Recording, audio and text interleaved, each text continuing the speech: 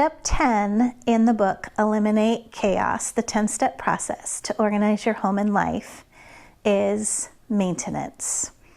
And maintenance can be a very tricky part of this process for many. So let's think about the steps that you just went through to organize your home. There were 9 steps involved, and now you've created a beautifully organized area, but now you have to maintain it. And by maintenance, what I want you to think about when you were doing this project, and hopefully you thought about this, is how likely and how easy did you make it for yourself to be able to maintain that space that you just created? In the absence of creating a space that's easy to maintain, people are likely to not maintain it. So let me give you an example. In some garages that I've organized, we tend to use a lot of closed bins. And I know that sometimes kids or even adults want to go into the garage and they want to grab something out of a bin very easily, which means that they've got to take the lid off.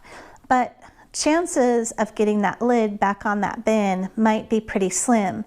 So maybe if you have a bin in the garage where you are taking things out of it, maybe you just buy a bin that doesn't have a lid on it to begin with and make it more accessible so that you don't have random lids laying around.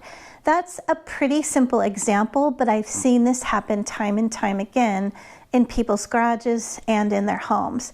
So think about that when you're purchasing product. Not everything has to match, but things do need to be easy for you to maintain. And maintenance can be at different intervals based on what it is that you are ultimately maintaining. So you may set up a new mail system where you need to start processing your mail and opening it maybe on a daily basis or at least a weekly basis. But your clothes in the closet, you may only switch those out a couple times a year, go through them.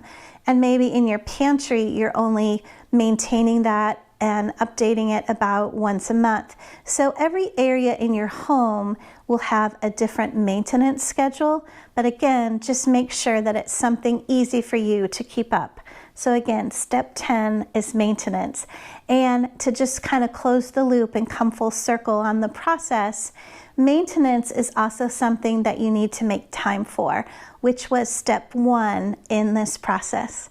And at the end of the day, remember, it's not about the stuff, so that you can have more time for life.